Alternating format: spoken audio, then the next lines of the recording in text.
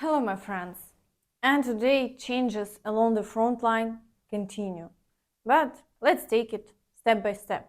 Now let's move on to the situation along the front line, and let's start with the Kupiansk direction. Here, the occupiers haven't achieved success in the area of Sinkivka, and today only shelling is reported. No new attacks are reported. There is also no activity in the Svatove direction, with no significant shelling by the occupiers. In the direction of Kreminna, battles continue in the area of the village of Terny. However, activity has decreased here. Over the past day, the occupiers conducted one attack and continue shelling along the entire front line. In the Siversk direction, the occupiers shelled Avdiivka and Serebryanka, and no further activity has been recorded. No offensive actions are currently being taken. But in the Bakhmut direction, activity is very high. In addition to a large number of shelling incidents, the occupiers continue to assault Ivanyivske, Klishivka and Avdiivka. Moreover, as reported yesterday, Ivanyivske is partially under Russian control, and the situation there is very challenging. 11 attacks were recorded over the past day, and the battles continue. In the Avdiivka direction, partial capture of the village of Lastochkyne has been confirmed. The Russians have already shown a video proudly displaying their flag as usual. However, due to the lack of official confirmation from the Ukrainian side, all maps display different information. The exact location of the front line is currently unclear. However, it appears that the occupiers have only taken control of a part of the village. The General Staff reports ongoing fighting in the village. Meanwhile, battles for Severne continue, with the situation worsening day by day as the settlement remains partially surrounded.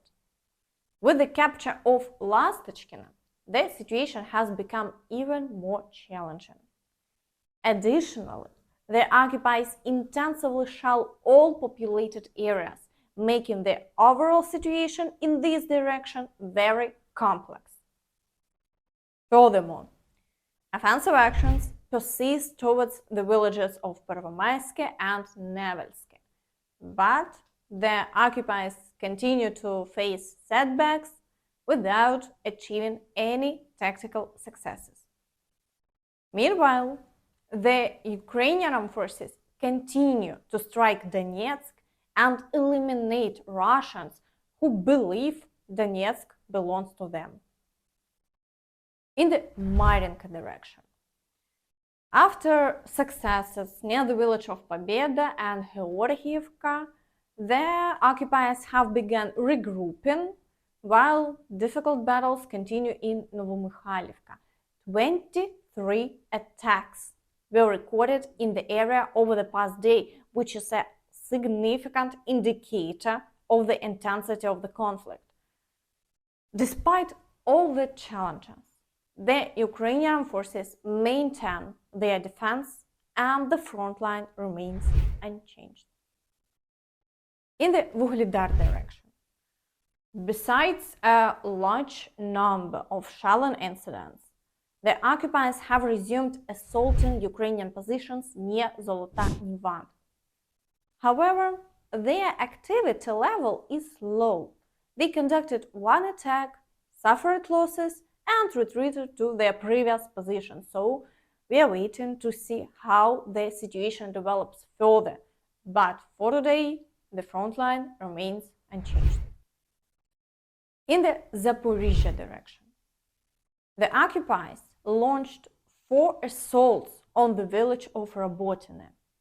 Despite their attempts to breach directly into the village, the Ukrainian forces successfully repelled the Russian troops, destroying their equipment and manpower. Therefore, the occupiers failed to consolidate their positions. Although unofficial reports continue to circulate online claiming that the occupiers have captured a part of the village, the Ukrainian forces refute this information. Thus, we are still waiting to see how events unfold. In the Kherson direction, the occupiers persist in shelling the right bank and striking Mykolaiv, Charkiv, and even Odessa. So the situation on the left bank in the village of Krynky is very challenging. The Ukrainian forces continue to maintain their foothold there. However, the occupiers have made 2 attempts to dislodge the Ukrainian forces from the village and intensively shell the entire territory.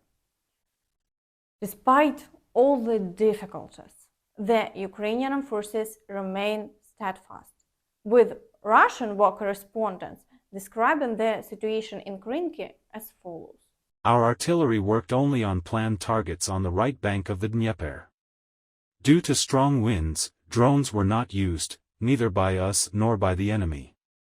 This, in turn, made it possible for the enemy to make successful rotations for him. But we did not take advantage of this strong wind, which prevented the enemy from using its main weapon, FPV drones, and did not carry out decisive actions to eliminate the enemy's bridgehead in the village of Krynky.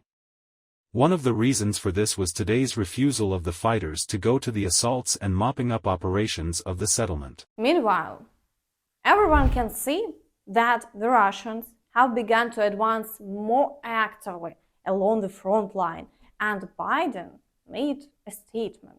Watch it. The clock is ticking. Brave Ukrainian soldiers and civilians are dying.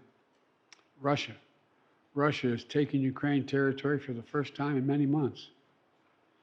But here in America, the Speaker gave the House a 2-week vacation. They have to come back.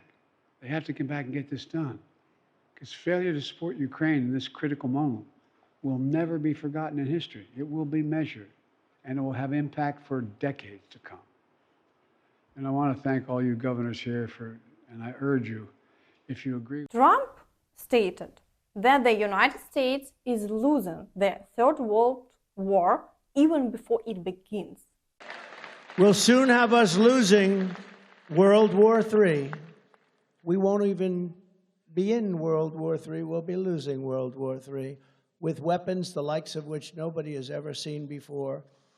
These are the stakes of this election. Our country is being destroyed, and the only thing standing between you and its obliteration is me. It's true. It's true. Viktor Orban, somebody I respect greatly. A lot of people respect him. Tough guy, smart guy. He made the statement recently. He said, if you bring back Trump, it'll all stop. They all listened to Trump. They respected Trump. He actually said it stronger than he said they were afraid of Trump. I don't want people to be afraid of me. But he said China was afraid, Russia was afraid. They were all afraid of Trump. Bring him back, and it'll all go back. And I will tell you, we had things at a level that nobody's ever seen before. We had no wars. We had defeated ISIS. We got rid of the worst terrorists in the world. You know that. And solely defeated. We took 100% of ISIS gone. And then we had no wars for 4 years. We had no wars. First time in 72 years that happened. No wars. Meanwhile, the Minister of Foreign Affairs in Poland dedicated his speech to refuting the Russian ambassador's claim that his country is a victim of Western aggression. I associate myself with the words of Minister Kuleba of Ukraine and my colleagues from the European Union. But I am amazed at the tone and the content of the presentation by the Russian ambassador. And I thought I could be useful by correcting the record. Ambassador Nebendia has called Kiev the clients of the West. Actually, Kiev is fighting to be independent of anybody. He calls them a criminal Kiev regime. In fact, Ukraine has a democratically elected government. He calls them Nazis. Well, the president is Jewish, the defense minister is Muslim, and they have no political prisoners. He said that Ukraine was wallowing in corruption. Well, Alexei Navalny documented how honest and full of probity his own country is. He blamed the war on US neocolonialism. In fact, it is Russia that tried to exterminate Ukraine in the 19th century, again under the Bolsheviks, and it's the third attempt. And that's all from me. Don't forget to like this video, subscribe to the channel, and hit the notification bell to stay updated on all the latest news. Thank you for watching, and see you next time. Bye bye.